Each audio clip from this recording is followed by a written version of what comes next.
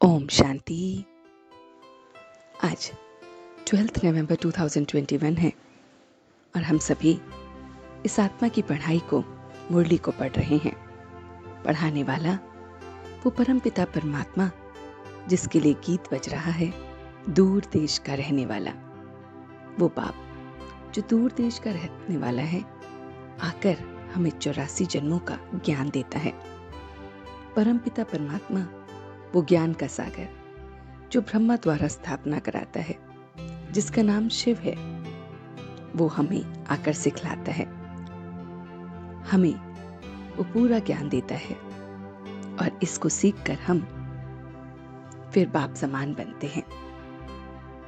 हमें सिखलाने वाला स्वयं आकर, वो भगवान आकर हमें पढ़ाता है। हम ये शरीर छोड़ फिर प्रिंस और प्रिंसेस बनते हैं।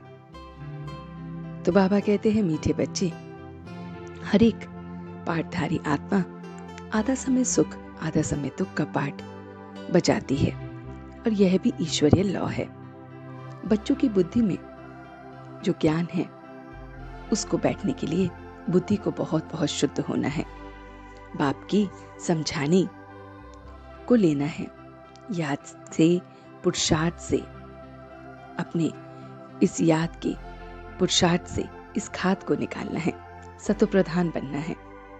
जितना जितना जास्ती ज्ञान होगा उतना उतना नशा चढ़ेगा।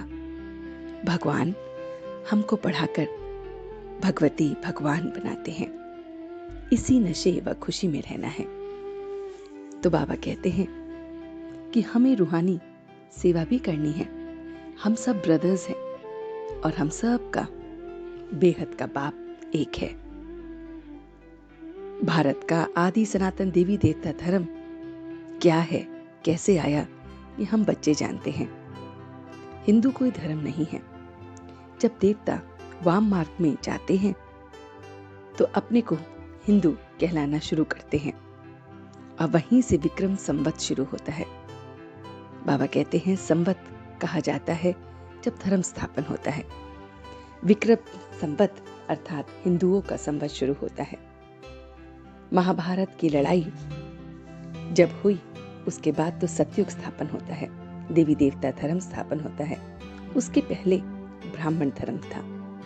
तो रचता और रचना का ज्ञान बुद्धि में रख हमें दूसरों को भी समझाना है।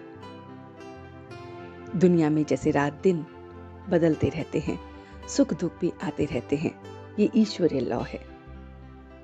हम बच्चों को मूल वतन, सूक्ष्म वतन और फिर चक्र कैसे फिरता है, ये सारी नॉलेज अब बाप देते हैं।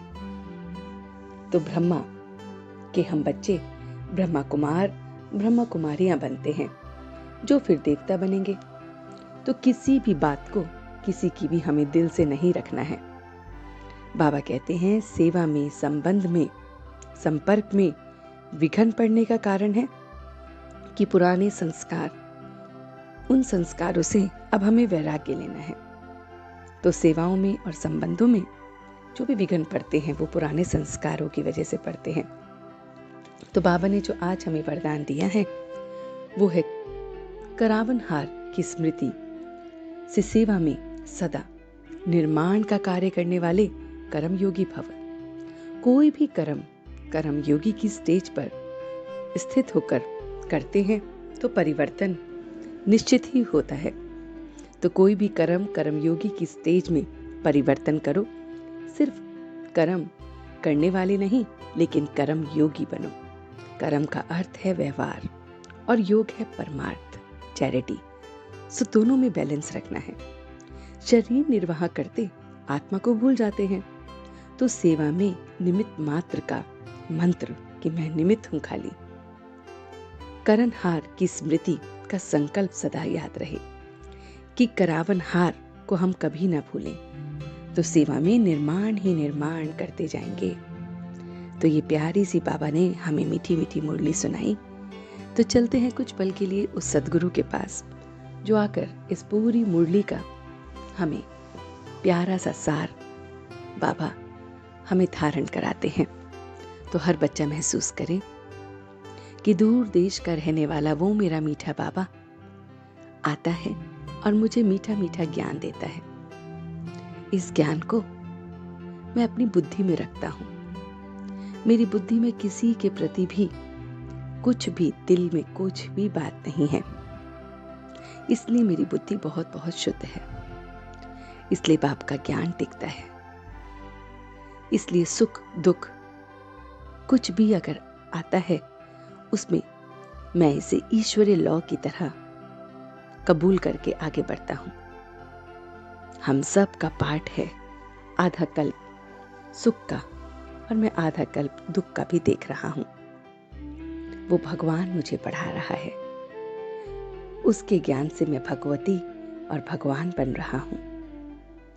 मैं पुराने संकल्पों को, पुराने संस्कारों को समाप्त कर रहा हूं, और यही विघ्न डालते हैं।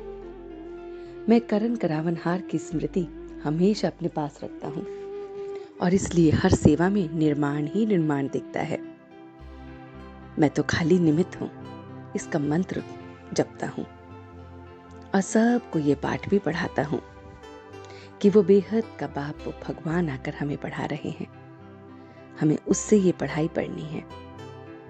उसके साथ हमें अपने अंदर परिवर्तन लाना है, सतुप्रधान बनना है।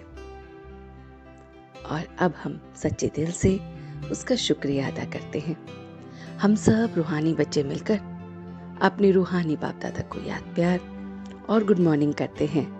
गुड मॉर्निंग जी, गुड मॉर्निंग, गुड मॉर्निंग। शुक्रिया बाबा, शुक्रिया। वाह बाबा, वाह, वाह बच्चे, वाह, वाह मैं आत्मा, वाह, वाह ड्रामा, वाह।